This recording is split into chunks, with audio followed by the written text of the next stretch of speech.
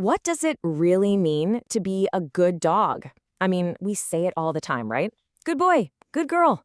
But have you ever stopped to think about what we're actually saying?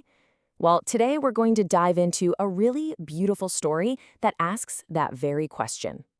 This story isn't just about a cute puppy. It gets us thinking about some pretty big ideas, like friendship, freedom, and what it truly means to be good.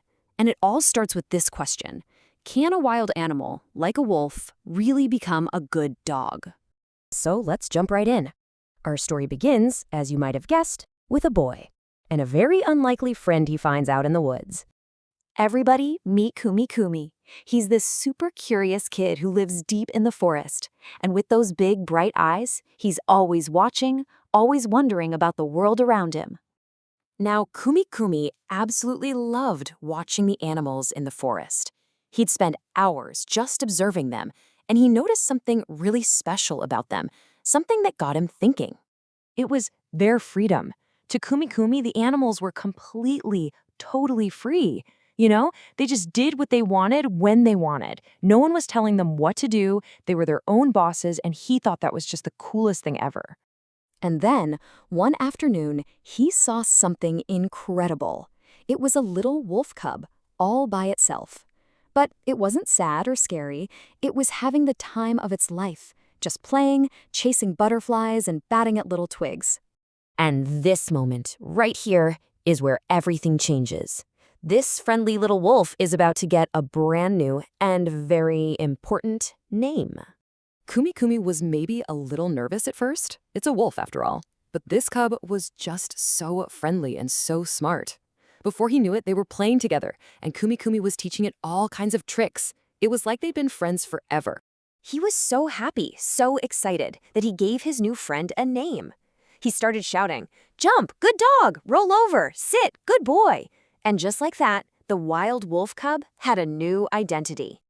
It was, by all accounts, a perfect day. But later on, when things got quiet, Kumikumi started to feel a little, puzzled. He'd had so much fun. It was an amazing day. But as he was lying in bed that night, his mind just kept racing.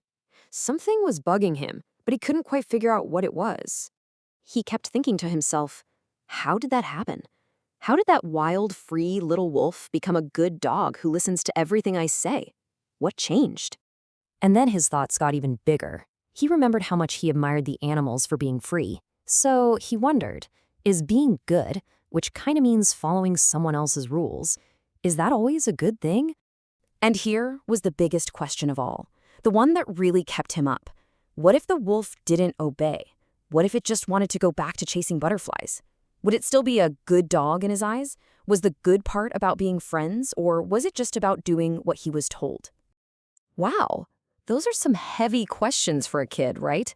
But it turns out Kumikumi is definitely not the only one who's ever wondered about these things. In fact, in a philosophy workshop, a whole group of kids got together to talk about this exact story. So let's check out some of the brilliant things they had to say. One boy, named Muhammad, had a really interesting point.